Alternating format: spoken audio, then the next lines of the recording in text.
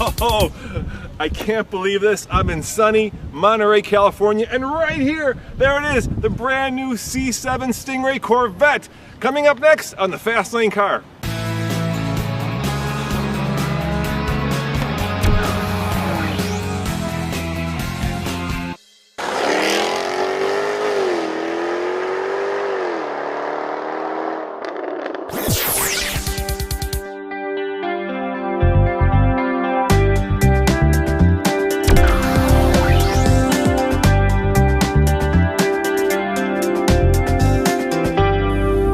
There it is. Under the hood is a brand new 460 horsepower, 460 pound-foot of torque, small block V8.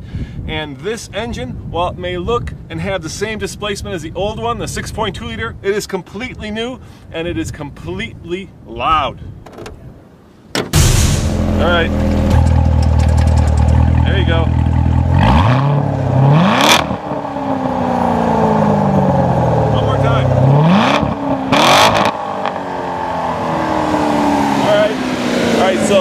So what happens from a technological point of view when that exhaust note changes like that? Are there baffles in there? There's a valve inside the exhaust system, electrically controlled valve that opens and closes depending on the driver mode.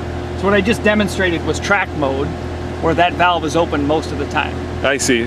And that gives you that kind of deeper Absolutely. Push rod, V8, yes. Small block, Chevy. Yeah, the sound we all know and love.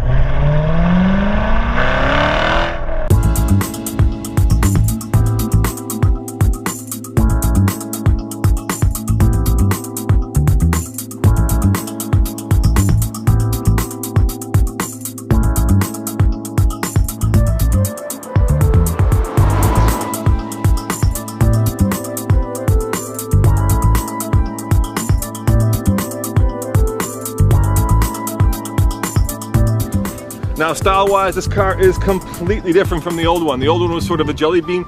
This one, to my at least, looks a little bit like the Viper from the front, the GTR from the side, and of course with those unusual lights in the back, it's very Camaro-like, but it all works. These vents right here, those are functional. In fact, everything on the car is functional. That's where the design came from. It's all about performance. So what is the design language that separates this car? Because it does look very different than the previous generation car. Really came right off the racetrack. We took the functional attributes of the C6R racer, the Le Mans racer, and the ALMS race car, and we looked at what does the race team do to use the exterior design to improve the performance of the vehicle. So you can see that right in the way this car is executed. You can see the functional hood opening, where you take the air through the radiator and up over the top. You can see the quarter vents, exactly like the race car has, to cool the diff and the trans. And because we had those design elements essentially as a new, fixed component of the car on the exterior, the whole rest of the surface could kind of evolve around them. Now, of course, the most controversial aspect of this car are the taillights, right? I'm looking at the other Corvettes, and they all have little round lights, and you look at this one, they're no longer round. Well, we decided to take some risk there, walking away from our sort of traditional look. And Corvette taillights haven't always been purely round, they've just been approximately round. Okay. But four design elements. And we do have that carried over. We wanted to telegraph, though, that we're using LED technology. So new state-of-the-art technology. It's much more expensive, much more capable, uses less energy than the traditional incandescent bulb. If we'd made a plain round tail light that looked the same as the old ones, we wouldn't be showcasing that we were using that technology. Now this new Corvette starts at about $52,000, and if you click all the boxes, it'll go all the way up to about $72,000. But here's the cool part. It does come with a removable hard top. And this top is made of carbon fiber, which means it weighs only 16 pounds, and it fits nicely in the back of the Corvette so that you can truly go topless.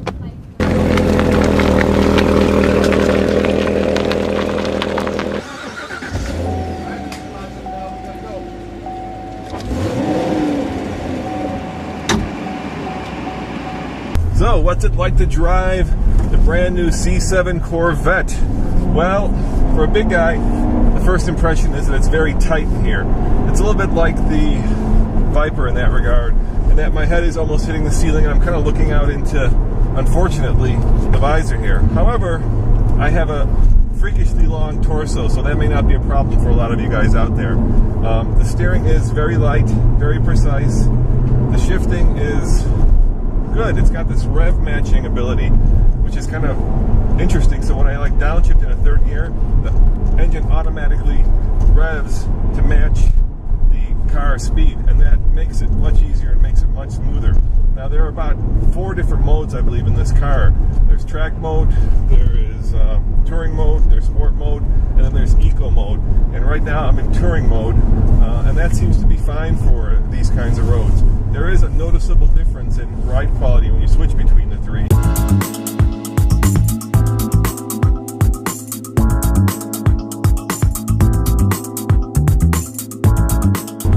Unlike the Viper, which is raw and visceral, this car is much more refined. There's a lot more attention to the driving dynamics. It's not like riding a Harley where it's all about how loud it is and how crazy big the wheels are and how fast the car can go.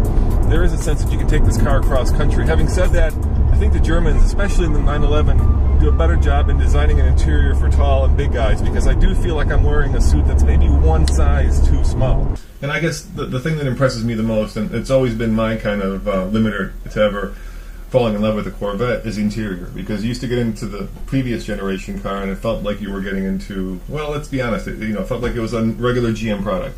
And you're spending a lot of money and you're getting the Halo car and you want it to feel special. And I have to tell you, this feels special. Well, that's the first thing we talked about. When we started, a lot of the things Corvette has been doing well for a long period of time, especially the last few generations, but the interior was an exception. You could pick at details and you could pick at the whole scheme, the whole theme of the whole interior. So when we first started talking about a new car, we said, all right, General Motors has upped its game and interiors in general. Yes. At the time we started to do this, and we said we ought to be able to do a beautiful, functional, spectacular materials, an interior that feels special, like you're talking, feels like it belongs in a car of almost any price point. Yeah, you want it to feel special. So you look around, you see real carbon fiber. This carbon fiber trim plate is a work of art. You'll see other cars that have carbon fiber, and what they have is tiny little accent pieces, little square patches here and there. This is all one piece that goes the whole width of the driver's portion of the cockpit, has very complicated shapes wrapping all the functional componentry, and it's real carbon fiber.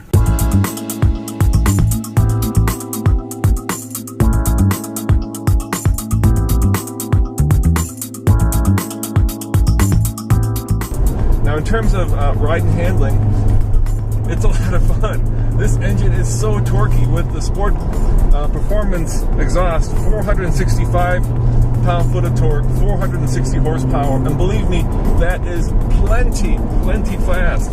Especially when you're matching revs like this, going around these corners, the sense you get is that this car's limits are way beyond mine. And my friend Frank here, who's next to me, is being very quiet and being very nice as I'm taking this car through these turns at probably, definitely at what is a speed that is not recommended for most everyday driving. I do enjoy the stick shift. It has a 7-speed transmission, and that's a lot of gears because you basically have 1, 2, 3, 4 little slots at the top, and if you're not paying attention, it's pretty easy to go into 5th instead of 7th. Having said that, once you get used to it, especially with the rev matching, it does a really fine job in letting you feel like you're a visceral part of the car, which is something you don't get in the automatic. Now, you can turn off the rev matching. There's a little paddle shifter here, so now it's off. But you know what? Having it on is a lot of fun, and having this instant ability to turn it on and off is really good, because you could be driving along and just cruising and not want to have the rev matching, and then when you get into twisties like this, you just flick the paddle shifter. Oh, there we go, way too fast. Whoa, way too fast. Speaking of way too fast, these brakes are outstanding. They're very linear. I have a real sense that I have very progressive control of how hard I want the car to brake going into these turns. The other sense I get is there's a lot of electronic magic going on to keep the car on the road.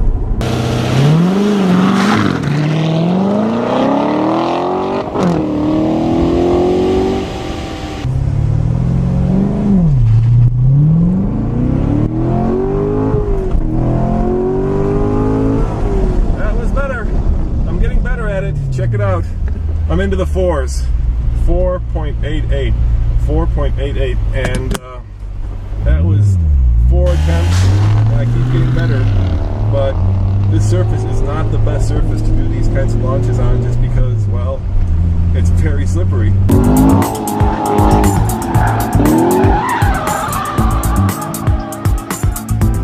I have to be honest, I've got my buddy here, Frank, who is being very quiet as I'm going way too, well, fast on these twisty roads.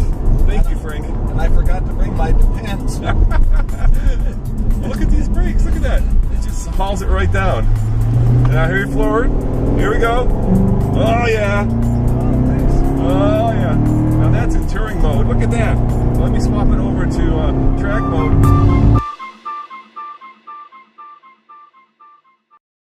Here comes another turn. Revs matches. Just take it around this turn. Oh. Listen to that, Frank. Yep.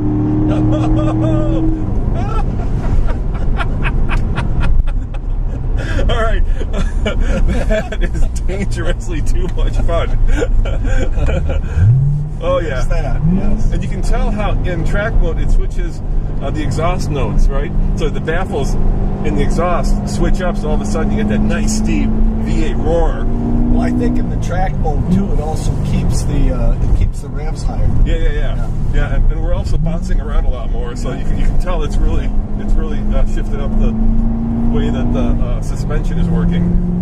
The car feels very neutral, it's very flat, and you know what? Now that I'm flogging it around these turns, it doesn't feel as small anymore. All that goes away. It just feels very manageable and very easy to control. Well, thank you for putting up, Frank. I appreciate it. Let's switch this back to touring and kind of take it back to do not lose your license mode. So obviously this is a new convertible, but that will not be out until the end of this year. Chevy's saying December. The regular car, on the TFL scale of buy it, lease it, rent it, or forget it, I'm gonna say, I don't know. I only got to drive it for about an hour and a half. As always, this is Roman, reporting for the Fast Lane Car and driving the crazy new Corvette. See you guys next time, and thanks for watching.